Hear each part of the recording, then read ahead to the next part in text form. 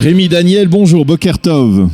Bonjour Bokatov. Merci d'être avec nous ce matin sur Studio Kalita. Je rappelle à nos auditeurs que vous êtes doctorant à l'Université hébraïque de Jérusalem, chercheur à l'INSS, donc à Tel Aviv, un institut reconnu d'études nationales de sécurité à Tel Aviv.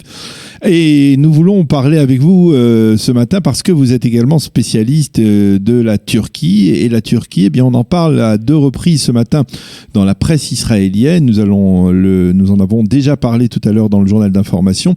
D'abord parce que, eh bien, on a appris que le Mossad et les services de renseignement militaires israéliens avaient déjoué au cours des 3 dernières années, une cinquantaine d'attentats terroristes à travers le monde, dont 12 qui étaient pressentis, qui devaient être commis sur le sol turc en Turquie. Donc, et la seconde information, je ne sais pas si vous avez eu le temps de la remarquer, et elle s'inscrit également dans la volonté de Tayyip Erdogan de s'implanter dans Jérusalem, dans la partie est de Jérusalem, et en particulier sur le mont du Temple, avec la création d'un centre aéré financé par une organisation turque qui s'appelle Morachtenu, notre héritage, et qui vise à essayer d'insuffler à des jeunes palestiniens, on va dire, un souffle islamiste plutôt radical. Donc, voilà les deux informations qui ont été mentionnées, qui se rapportent à la Turquie. Et je voudrais d'abord vous demander de commenter cette première information sur les attentats déjoués par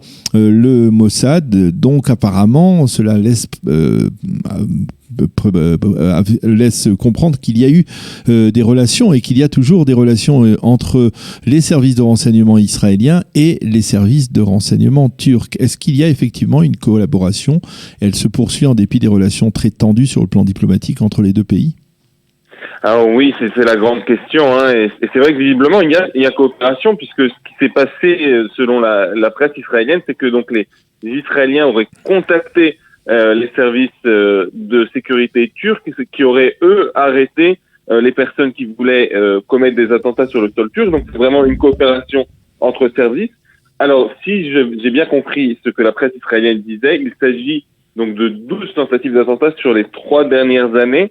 Alors tout d'abord, une première nuance, c'est que si on regarde les 3 dernières années du point de vue des relations entre la Turquie et Israël, en 2016, souvenez-vous, il y a eu un accord de normalisation entre les deux pays qui avait aussi surpris tout le monde, hein. C'est-à-dire qu'on avait rappelé des ambassadeurs, et donc et des ambassadeurs, il y avait un ambassadeur turc en Israël et un ambassadeur israélien en Turquie de 2016 à 2018. Donc c'est quand même une période un peu particulière où il y a à la fois 2 ans qui sont considérés comme plutôt bonnes et qui terminent en 2018, notamment autour de la question de Jérusalem, avec la crise qu'on connaît et que nous vivons toujours aujourd'hui. Donc ce sont visibles 3 années.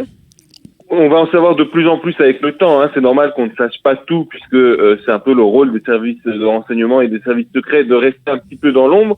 Mais on voit tout d'abord que c'est une relation entre deux pays qui change très rapidement, hein. 2016, normalisation, 2018, la pire crise peut-être que les deux pays ont connue dans leur relation. Et puis c'est aussi une relation qui a plusieurs niveaux. Un niveau diplomatique, un niveau commercial. Et c'est ça, c'est-à-dire on a l'impression, hein, et dites-moi si je me trompe, que entre Erdogan et Netanyahou, rien ne va plus. On le comprend à travers les invectives qu'ils s'adressent mutuellement. Mais la question que je voudrais vous poser, c'est est-ce que, par exemple, il y a toujours une collaboration sur le plan sécuritaire? Quels sont, par exemple, aujourd'hui les rapports entre l'armée israélienne et l'armée turque? Parce que dans le passé, on savait que même lorsque, eh bien, il y avait un régime relativement hostile à Israël sur le plan politique, eh bien, l'armée conservait des relations avec l'État d'Israël, ou en tout cas avec Tsahal, relativement plus sereines, on va dire. Oui, non, vous avez tout à fait raison de rappeler ça, et c'était notamment le cas dans les années 90, où en effet on avait un gouvernement turc islamiste avec un premier ministre qui était assez anti-Israël autant qu'Erdogan au moins, et pourtant il y avait en effet une collaboration qui marchait très bien et qui était imposée au gouvernement turc par l'armée turque. Alors le problème, c'est que entre-temps les choses ont un peu changé en Turquie. Ouais, Erdogan a placé ses hommes, on va dire. Exactement. Il a placé ses hommes, il a vraiment très affaibli l'armée, et donc l'armée comme force politique qui joue un rôle en Turquie, ça reste quelque chose d'important, mais ça l'est moins qu'avant, ce qui fait que se fonder juste sur une relation avec l'armée n'est plus une solution pour Israël. C'est-à-dire que même si les deux armées, ont une excellente relation, et ça reste encore à prouver, ça ne suffirait pas pour maintenir une bonne relation entre les deux pays. Par contre, on peut rajouter une autre chose, c'est les relations commerciales. Et là, il faut dire que les relations sont très bonnes et le commerce entre la Turquie et Israël ne cesse d'augmenter. Dans une période où la Turquie est dans une situation économique qui n'est pas extrêmement bonne, et alors que Israël achète plus de choses qu'il ne vend à la Turquie, donc c'est-à-dire que la Turquie reçoit pas mal de dollars de cette relation commerciale, c'est peut-être un autre levier qui va éviter une crise trop radicale entre les deux pays.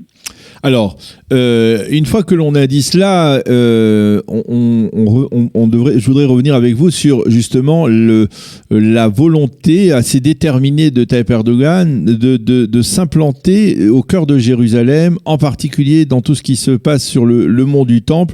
On sait qu'il y a une sorte de front, dites-moi si je me trompe, d'alliance entre les radicaux palestiniens, on va dire le Hamas d'un côté, avec la Turquie de l'autre côté, la Turquie avec le Hamas, la Turquie d'un côté, et de l'autre côté, on va dire la Jordanie et l'autorité palestinienne, qui serait, on va dire dans le cas précis, les plus modérés. On se dispute le contrôle du mont du Temple, qui officiellement doit rester toujours sous souveraineté israélienne, mais officieusement on se dispute entre les modérés, les plus radicaux, le contrôle du mont du Temple, et Erdogan veut absolument apparemment être présent sur le mont du Temple. Pourquoi ? Il faut comprendre que de manière plus générale, Erdogan et son parti et son gouvernement sont plutôt proches des frères musulmans. Et ils le sont un peu dans tout le monde arabe, aussi si vous regardez les relations entre la Turquie et l'Égypte, elles sont en ce moment extrêmement mauvaises, puisque Erdogan était proche des frères musulmans et donc plutôt contre le gouvernement militaire de Sisi en place actuellement. Et donc cette stratégie, une stratégie islamiste, s'exprime en effet dans le cas du conflit israélo-palestinien et dans le cas du conflit interne aux Palestiniens, à un soutien du Hamas à une période où l'économie turque allait un peu mieux. La Turquie était d'ailleurs un des principaux financeurs du mouvement terroriste palestinien. Et bien entendu, dans cette volonté d'Erdogan d'être proche des frères musulmans et en même temps de s'imposer comme un des leaders du monde arabe, notamment en profitant du fait que un certain nombre de pays arabes, vous avez cité la Jordanie, on peut citer aussi l'Égypte, on peut citer l'Arabie Saoudite, sont plus modérés sur la question israélienne. Il voit là un espace, un champ d'action qu'il essaye de faire fructifier, et en jouant sur la question de Jérusalem, qui est symbolique pour tout le monde, il sent là qu'il y a une carte importante pour lui à jouer, à la fois d'un point de vue stratégique vis-à-vis des autres pays arabes et d'un point de vue idéologique, c'est-à-dire du point de vue de sa ligne proche des frères musulmans, comme je le disais avant. Alors, la question que l'on peut légitimement se poser aujourd'hui, c'est est-ce que Tayyip Erdogan est éternel au poste de président dictateur de la Turquie, et est-ce que finalement après son échec électoral au municipal à Istanbul, c'est-à-dire l'échec de son candidat qui n'a pas été élu, et celui de l'opposition qui a été donc élu à 2 reprises, c'est un camouflet donc pour Erdogan. Est-ce que on peut, certains disent en Turquie que c'est peut-être le début de la fin de Tayyip Erdogan, ou c'est encore prématuré ? Je resterai un petit peu prudent de ce point de vue-là. Je rappellerai tout d'abord qu'il a été élu l'année dernière pour 5 ans, donc il va être au pouvoir normalement, si son mandat continue, jusqu'en 2023. Oui. Il a un parlement en sa faveur aussi jusqu'en 2023.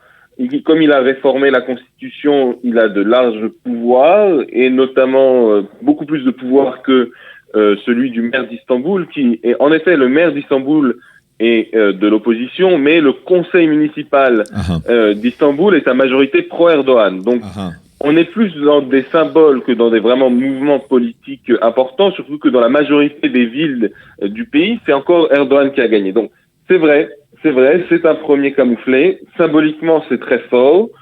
C'est aussi symboliquement très fort pour l'opposition, qui a réussi malgré un contexte compliqué, malgré une campagne pas forcément totalement égalitaire à s'imposer 2 fois, vous l'avez dit. Mais il ne faut pas tout de suite penser que Erdogan va s'en aller demain, dans un mois ou dans un an.